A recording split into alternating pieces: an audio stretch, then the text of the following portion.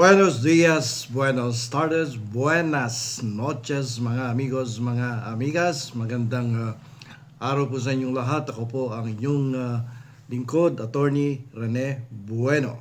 Ngayon po ay ating pong talakayin dito po sa ating channel ang isang usapin tungkol sa impeachment express mode, comparing it with the derivative actions na nakalagay sa corporation law. At bibigyan natin ng linaw pagkatapos nating ipaliwanag ang impeachment express mode sa House of Representatives, comparing it with the derivative suit as provided for under the corporation law. So ang tanong ay bakit nga ba 1/3 vote ang required sa isang mode in filing an impeachment complaint sa House of Representatives? Ito yung tinatawag na fast track, And we will explain this in this episode. Mga amigos, mga amigas, sa ilalim po ng ating saligang batas, particularly sa Article 11, Section 3, Paragraph 4, may dalawa pong paraan para ma-impeach ang isang impeachable official. Ang normal na proseso ay dumadaan sa Committee on Justice. Mahabang hearing, debate, botohan, determination of sufficiency in form and in substance.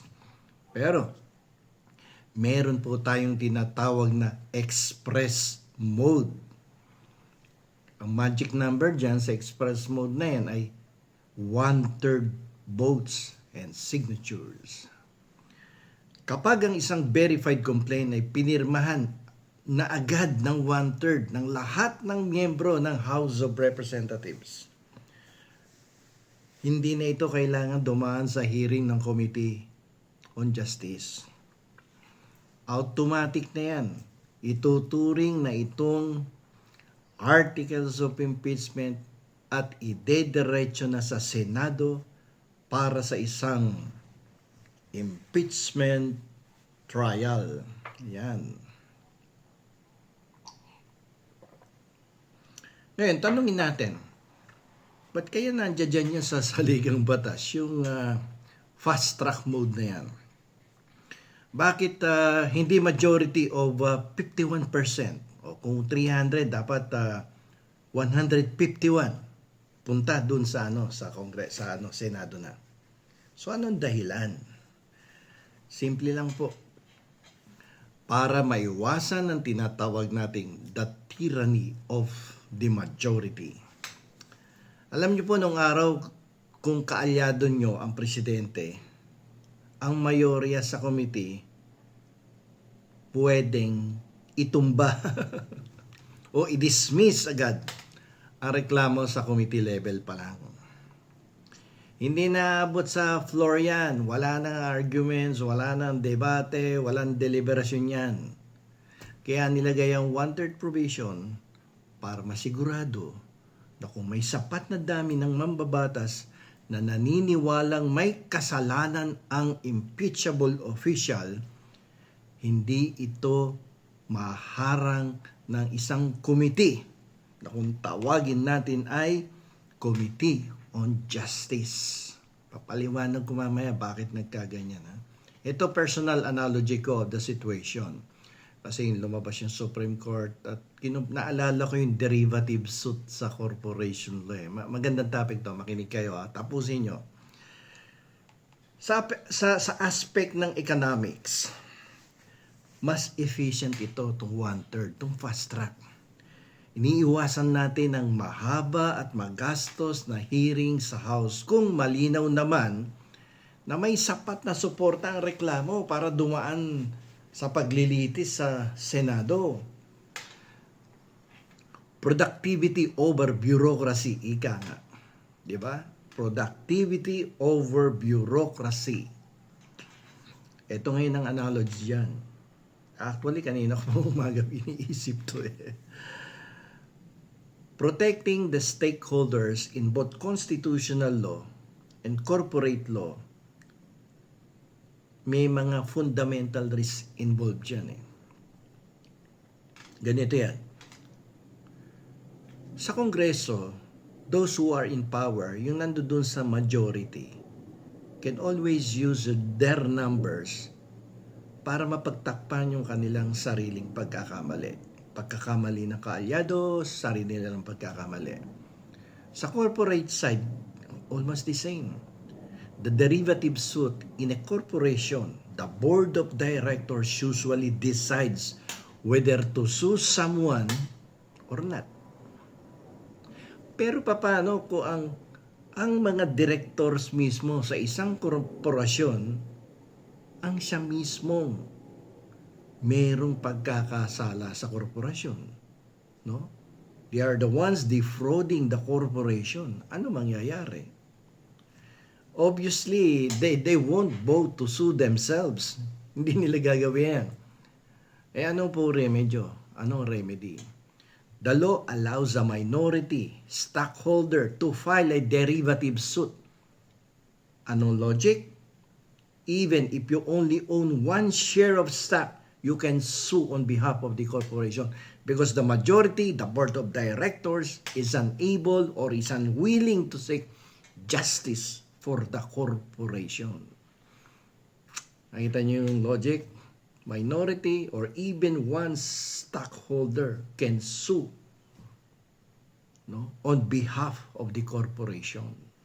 Kasi corrupt yung mga board kung majority, kaya mo bang labanan yan? So hindi. So ginawa yung derivative suit under the corporation law. Ano yung one-third impeachment rule in the House of Representatives? Comparing it with the board, no, sa majority leadership sa isang corporation. Ba? At kung kaalyado mo yung nai-impeach naman sa House, the person being impeached is their ally. Ano gagawin? The majority will naturally want to kill the complaint in the Committee on Justice. Politika po yan. Let's be practical. Di ba? Anong sufficiency in substance and the form? Okay? So let us discuss the remedy. Okay? Yung the one-third express mode. And let's see what is the logic behind the rule of the one-third express mode. Kasi nga, ulitin ko, dalawang klase ang mode in filing an impeachment complaint. One is passing through the Committee on Justice and the other one is express mode. One-third signatures go straight to the Senate. Okay? Just like the derivative suit, the Constitution gives the minority the power to bypass the board. In the House, the committee can be bypassed through the one-third vote in order to ensure that the company, the minority, can seek justice in the court and in the case of the House, in the government, the Senate. Okay? So yan yun Pag talagang pinagkumpara mo, the principles are basically the same. Oh? Kasi paano kung one-third kami, minority ang one-third, di ba? Paano kung talagang paniwalang-paniwala kami na talagang may problema dito, may fraud dito, may corruption dito, pero hindi kami makakilos. Bakit? Majority kayo Sigurado pag dumaan yan sa Committee on Justice, it will be killed in the Committee on Justice regardless of the sufficiency in form and substance. Let's be practical, that's politics. No? They play the games, the numbers games. Diba? So, that is why the law includes this one-third express mode of filing an impeachment complaint. Kasi para yan doon sa mga minority na naniniwala na mayroon talagang corruption. Diretso mo, one-third express, forthwith, trial. Diba? Kukuha nyo ba? Ganun din sa korporasyon Kapag yung members of the board of directors ay talagang gumagawa na ng kalokohan at yung walang kumikilos because they themselves ang may kasalanan at pinoproteksyon nila yung sarili nila, papasok yung minority stockholder or even one stockholder na may one share lang. Demanda mo derivative suit in order to protect the corporation. And dito sa House naman dito, naniniwala yung one-third, ayaw ipasa ng majority. Ano gagawin ng minority? Express mode tayo. Why? In order to protect the Filipino people. That is the comparison. When the agent betrays the principle, the law must provide the safety valve so the minority can force accountability. Yun po yun. Without the one-third rule or the derivative suit in a corporation, the agency costs will be too high, meaning the people in power could commit theft or betrayal of trust with zero fear of consequence because they control the vote. Kaya nandiyan dyan yung one-third vote. Diba? Kaya nandiyan dyan yung derivative suit. In the case of a corporation, pag may nanloloko, gumagawa ng kalokohan, minority pasok. File the complaint.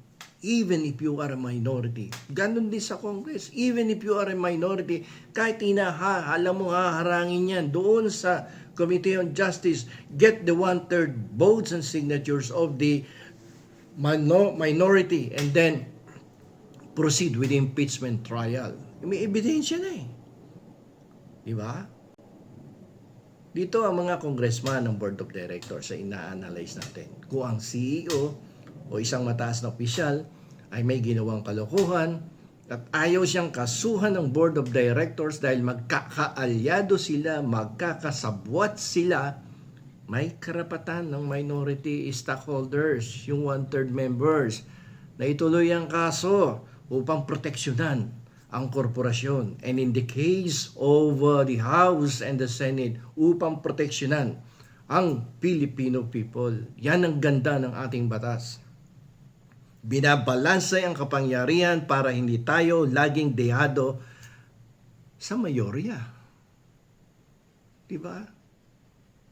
Ang primary objective dito is to protect the interests of the Filipino people. Paano pag ganyan? Nakikita mo na may ebidensya pagkatapos kill. Asan na? Ang House of Representatives na nagsisilbing prosecutor, taga-sumbong, at ang Senado ay nagsisilbing justices. Ang one-third rule ay paraan para masiguradong hindi natutulog ang hustisya sa loob ng Kongreso. Diba? Ano ba sa palagay nyo? Ganyan sa board, ganyan sa House. Sa House, one-third. Sa corporation, derivative suit, minority vote. Minority can file a complaint on behalf of the corporation to protect the interests of the corporation. If in the event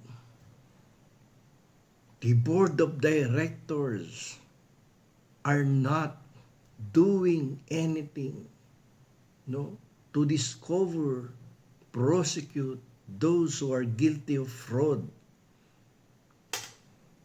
In the House, ganun din.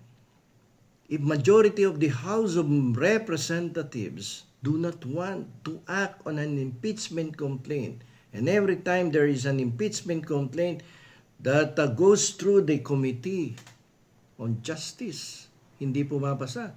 Despite the fact that there are so many evidence, strong, solid evidence, namamatay. Hindi dumidiretso sa Senado. Hindi pinapasa sa plenaryo, so that's so pagbotohan, diretso sa Senado. Hindi ganun na nangyayari. So, in order kaya gumawa ng dalawang mode ang ating 1987 Constitution. If the minority cannot penetrate the Committee on Justice, go through the express mode, the one-third votes and signature in order to protect the Filipino people. So, dito na lamang po. Ako po ang inyong lingkod, si Attorney Rene Bueno, isang jurist influencer, economist, at education advocate. Maraming pong salamat. Hanggang sa susunod na episode. Attorney Bueno, law and beyond. Learn the law, know your